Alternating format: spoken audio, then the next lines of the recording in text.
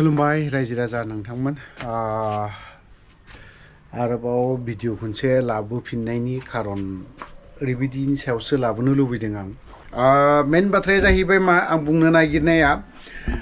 बिथां रनजित बसुमतारी जोंनि बिटिआरनि डायनामिक लिडार होननांगोन सासे बिखौबो एनडिएफबि आफादाव थांदोंमोन हारिनि सेक्रिफाइस खालामनाय गोबाङानो गोबां बाथ्रा बुंहरदों जे अख्रां बर' होननाया मैया मोनसे गावनि फेसबुक पेजआवहाय मोनसे खोथाखौ बुंहरदों हायोब्ला खोन्थाना होनायाबो गाज्रि नङा रनजित बसुमतारीया 1987 नि आन्दलननि बाथ्रा बुंदों दे सना 1920 जानो हागौ आं बेखौ बारा हमथाबबाय थाला जुदि बियो आन्दलन समनि माखासे सावगारि लानायफोर दङबा बेखौ खोन्थायोब्ला मोजां जागौ होननानै बुंदों आरो नंखागौ बेफोरबायदिया बियो जुदि आन्दलन जेब्ला जोंनि बर' आन्दलन मुभमेन्ट जादों आरो लोगोसे जोंनि आबसु फरायसा आफादा जेब्ला राजा लामा गाथेदों नङा होमबा बेफोरबायदिखौबो एसे खोन्थाना होयोब्ला मोजां रनजित बसुमतारीया खारन बियो जिहेतु रायजो राजाया नैबे खुंथायाव फैनायखौ बा रनजित बसुमतारीखौ ओरैबायदियावसो देरहा होनायफोरबायदिखौ आं मोनो मानो होननानै बुङोब्ला एनडिएफबि आफादा सानसे समाव हाथियार लानानै सोमावसारबोनानै समावहाय बिथाङा हारिनि बर' रायजो राजानि थाखाय बा माबा मोनसे मोजां खामानि मावगोन नङा होमबा बेफोरबायदिखौथ' साननानैथ' देरहा होदोंमोन नाथायबा जों दिनैहाय बिनि फिथाइखौ मा मोनखो रायजो राजानि खोथाखौथ' बाद हो नङा होनबा रायजो राजानि खोथा मा मोनदों मोना आं बेखौ बुंनो थांला नाथायबा दिनैहाय रनजित बसुमतारीया गावनि केडार गावजों थाफाबोनाय गावजोंनो दुखु खस्थ' लाबोनाय बै व्यक्तिफोरखौ बियो नायनो सम गैया आरो बियो गावनो खुद रनजित बसुमतारीया बुंदोंमोन माब्रै बुंदोंमोन बियो एनडिएफबि मुभमेन्ट समाव एनडिएफबि आफादनि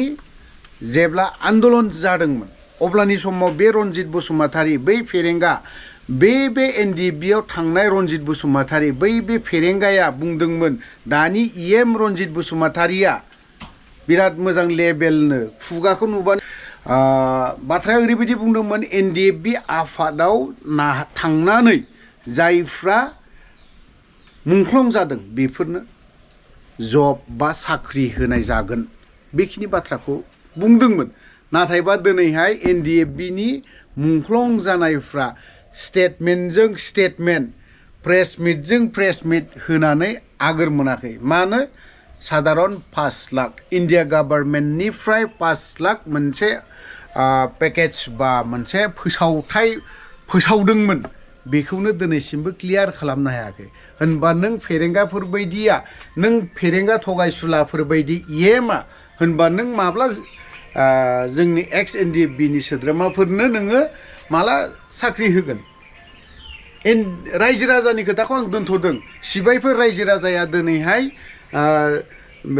साख्रि मोनबाबो मोनाब्लाबो जों मावनानै जाखानांगोन बे मोनसे सिन्था धाराया दङ रायजो राजानाव रायजो राजाया दिनैसिमबो खुदनो मावनानै जायो एनडिएफबिनि खोथा बुङोब्ला रायजो राजाफ्रा बिखा खामो दासिमबो नों फेरेंगाफोरबायदिया थार्ड क्लास मानसि नोङो जेबो खामानि गैयै इएम बियो बुंदों सोरबा सासेया जों पलिटिसियान दैदेनगिरिफोरखौ गिदिर बाथ्रा बुंनो हागौ नाथायबा नोंथ' दिनैनि दिनावहाय एनडिएफबिनि सोद्रोमाफोरखौथ' नायनांगौनि दायथ'आ नोंथ' दंथारोना दिनै खोनानो मोन्दों आं माखासे एकर्ड जानायनि सिगां नैबे गबिन्द चन्द्र बसुमतारी आरो प्रमद बर' बिसोर सानै दैदेनगिरियानो एकदम मोनसे हाखराव खोख्लैनायफोरबायदिखौ जों नुनो मोन्दों बेबो सोर एनडिएफबि दैदेनगिरि सानसे समनि आर्मि चिफ बिनि खुगानिफ्रायनो जों खोनानो मोन्दों गबिन्द चन्द्र बसुमतारीया मा बुंदोंमोन रन्जन दैमारि सारनि सायाव आरो प्रमद बर'आ रन्जन दैमारि सारनि सायाव मा बुंदोंमोन बेखिनि बाथ्राखौ जों मिथिगौ जों खोनादों बियो आर्मि चिफ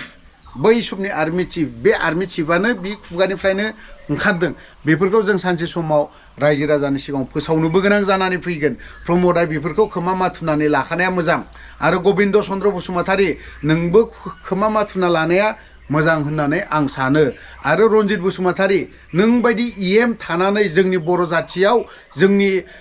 नैबे बर' हारिनि गेजेराव थानानै लाब गैया नोंसोर बायदि इएमखौ जोंनो नाङा आरो नोंसोरो बुजिनानै लाखा UPPL निफ्राय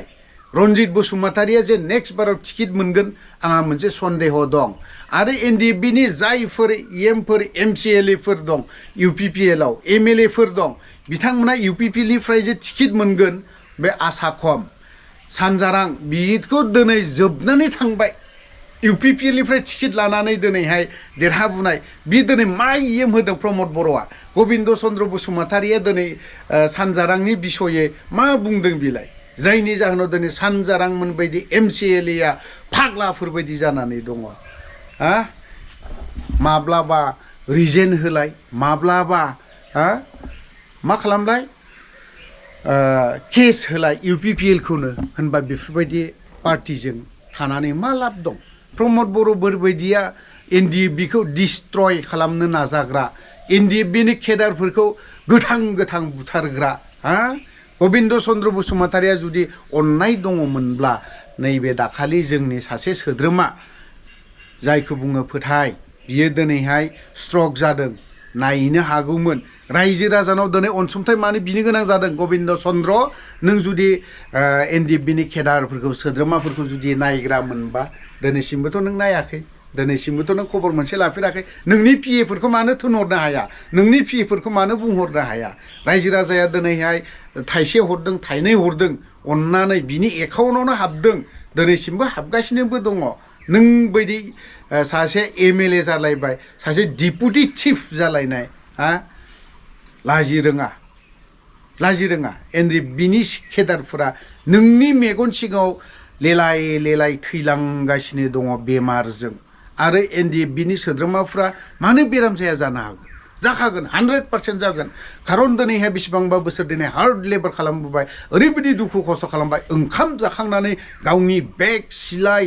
बेगनो माबा माबि लानानै थाबायनो गोनां जायो बे समाव बिथांमोननि देहाया ओरैबायदि मोजांमोन बिनि उनाव सिजफायार जाबाय सिजफायार जाखांनायनि उनाव जिरायनानै जानाय एक्सारसाइज गैया दिनै 100% जाखागोन दिनै गबिन्द चन्द्र बसुमतारीया बेफोरबायदिखौ नायनो गियान गैया आरो बिथांनि बुंनाय बायदिब्ला बर'नि केम्पआवहाय बिनि गोबां कन्ट्रिबिउसन दं मानो नायनो गोसो गैया आरो खोनानो मोनबावदों राकेश ब्रह्म इएमनि जेब्ला BTC इलेक्शन जायो अब्लानि समाव राकेश ब्रह्मनि समाव जेब्ला केम्पेइन खालामदों खुथार खस्थ' खालामदोंनो होनबा दिनै बेफोरबायदिखौ नायनो सम गैया राकेश ब्रह्मआबो मोसाफोर बायदि उन्दुनानै दं लाब गैया ओंखायनो माब्लाबा सानो पलिटिक्सआ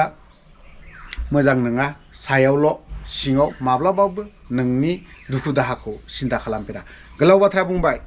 बावहाय जुदि गाज्रि खोथा बाथ्रा बुंदोंब्ला गासैबो रायजो राजानाव क्षमा बा निमाहा बिनानै आंनि बे भिडिअखौ दोनथ'नाय जाबाय जय बर' हारिनि